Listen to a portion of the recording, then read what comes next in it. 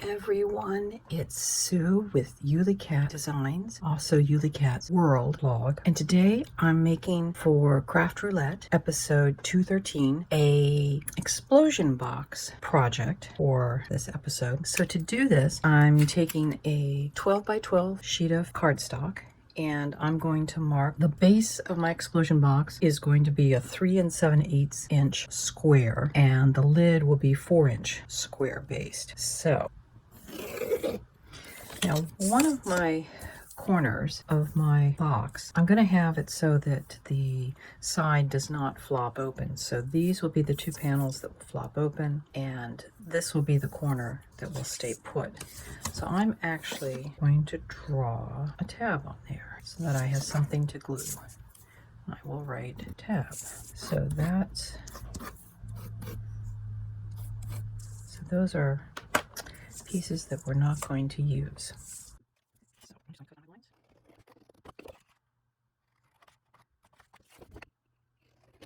And something like this, use the sorters. I just wait to mine. So I'm going to make this box as a recipe card for a lady to give to your mom.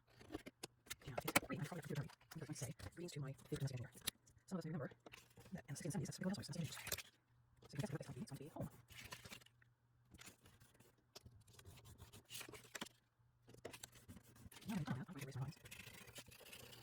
So I've erased my lines, and I'm now folding this in the opposite direction because this is a textured cardstock, and I would like the texture on the outside.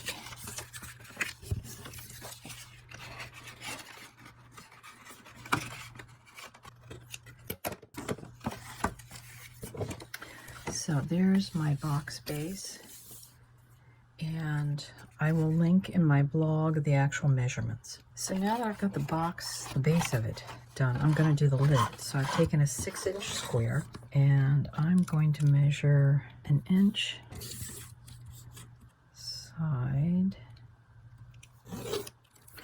So if I did this right, this should be a 4-inch square.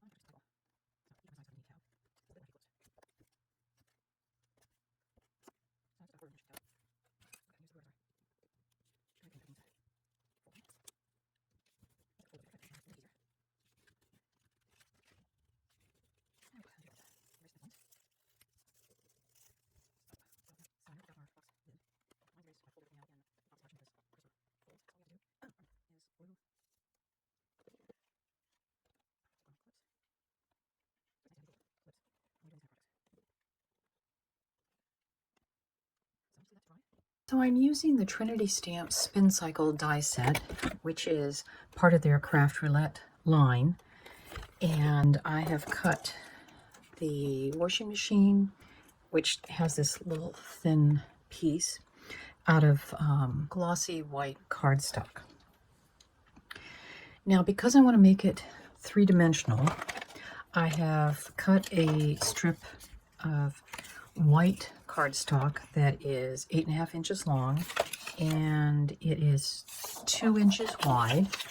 I have scored it at 3 1/8, at 4.5, and at 7.5, so that I will have a piece that I can put into the box, and the front of this will be glued up as such. Now I know it doesn't quite meet in the back, but as long as this is glued to the back side and this is glued to the floor, it will all work. I'm just coloring this little piece of trim for the washing machine. I'm going to make it red. That's a nice vibrant color. So now I will glue this on, and that's going to be the trim base. I've die cut the pieces that are going to go onto the front of the washing machine. And as you can see, there's some really teeny tiny little ones. I have taken my permanent mark and colored in a green dot, a red dot, black to highlight part of the clasp. I'm going to use my pickup stick to glue things on. I'm just going to put dots of glue.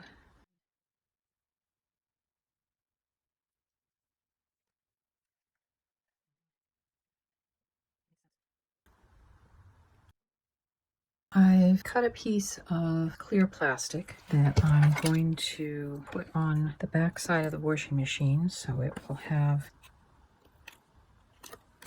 a clear window. I'll also give it a little more stability. I've colored with a glitter pen because it's going on the acetate or the clear plastic. I'm just going to take and tape it in place but not remove the backing paper on that. Give that effect. The next thing is I've cut a piece of the glossy white cardstock that's going to go over the top.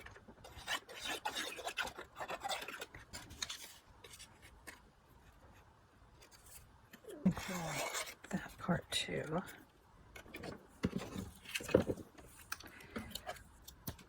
Tape onto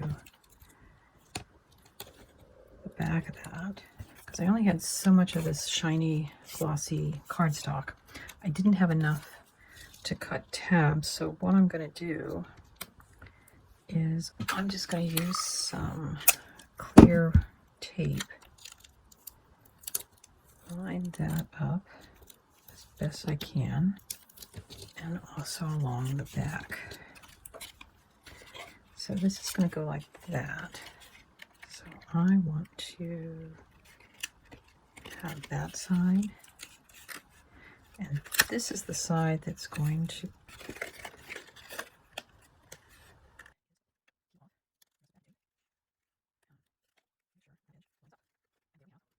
So I've folded together one side with a tab.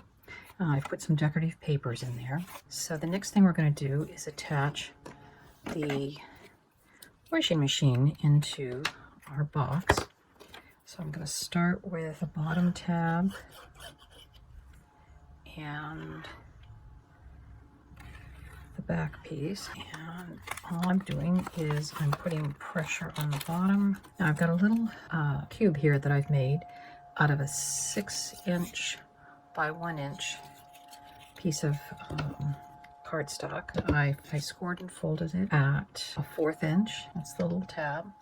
At 1 5/8, at 3 1/4, and then at 4 5/8. It's just a little square table. I've die cut and glued together some laundry detergent at the table.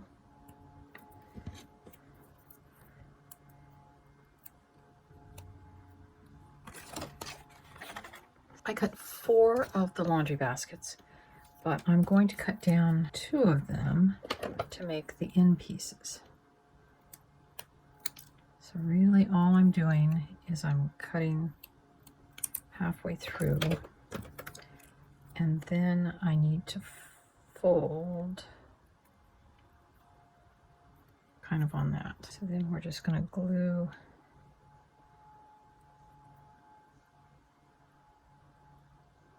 these pieces together, and all I'm doing is matching up the circles. It's not going to be a perfect for just match up. And we have our little laundry basket, and I just cut up some scraps that I had in my rag bag, and that I'm just going to take and top a lot of glue on top of, and those are just going to be glued on. We have a basket of folded laundry, so I've cut some more squares of what I'm using as the decorative floor paper. It makes more sense to have them all going the same direction.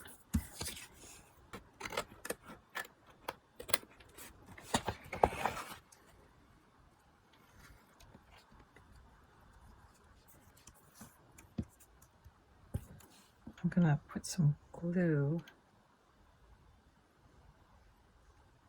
around the inside of our basket. So I've die cut the sentiment Happy Mother's Day, and it's from Paper Tray Ink, the die. I think that's going to go right there. So I use the Spellbinders Essential Labels set to cut this tag, and then I used the Trinity matching stamps to stamp the Loads of Appreciation Thank You along with Happy Mother's Day. So here's my completed project for Craft Roulette episode 213, and the parameters for this week were hello. So I have greetings to my favorite domestic engineer. So untie that so you can see.